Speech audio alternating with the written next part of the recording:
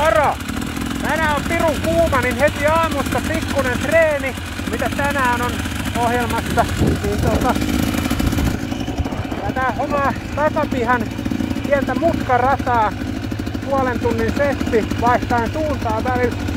Ja tässä on hirmu hyvä harjoitella sellaisia yksittäisiä suoritteita, niin kuin esimerkiksi millaista se on ajaa käyttäen pelkästään etujarrua, tai millainen se on ajaa käyttäen pelkästään kaasua ilman kytkintä. Tässä on hyvä keskittyä esimerkiksi ajoasentoon. Voit ajaa monta kierrosta yhtä soittoa keskittymällä vaan siihen, että sun alaselkä on oikeassa asennossa.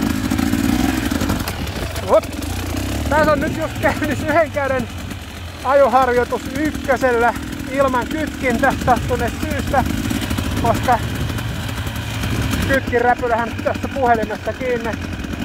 Mitä kaikkea tässä voi tehdä? Tässä voi tehdä ihan mitä tahansa. Tällainen ei vaadi suurta aluetta. Tää on 0,5 hehtaarin pikkutilkulla. Ja mä väittäisin, että erityisesti itseni kaltaisille kuljettajille perusajotekniikan harjoittelu, se tuo todella paljon sellaista hyvää rutiinia silloin kun se lähtee osumaan. Ja silloin kun huomaat, että keskittyminen loppuu, niin kuin mulla usein, sä voit pysähtyä, käydä vaikka sisällä kahvilla tai juomassa tai paskalia, mitä tahansa. Ja tulla takaisin taas levänneenä, ja kaiken sen idea on se, tässä on muuten myös esteitä, en vedä yhdellä kädellä. Kaiken idea on se, että sä saat taottua sen oikean suorituksen sinne selkäytimeen, että se tulee ja kaikki jutut sinne mutkaan ja suoralle ja jarrutuksiin just silleen, niin kuin niiden kuuluisi tullakin, ajattelematta toistettavasti ja joka ainoa kerta. Vedetäänkö niin kauan, että mä vedän turvat? Ei ole ehkä ihan hirveän kaukana.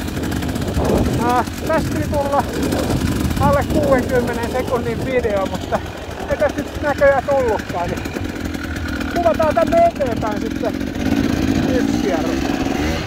Ja nyt todellakin yhdellä kädellä ilman kytkin. Ja nyt ollaan jo kakkosella. Ja tämmöinen harjoitus kannattaa aloittaa ajamalla mahdollisimman hitaasti tuota reittiä niin, että pystyt tulemaan esimerkiksi jarrutukseen oikeassa asennossa, jarruttamaan oikeassa kohdassa, siirtämään painon oikeassa kohdassa eteen ja niin poispäin, jotta sä saat sen rytmin siihen ja sitten hiljalleen nostaa vauhtia.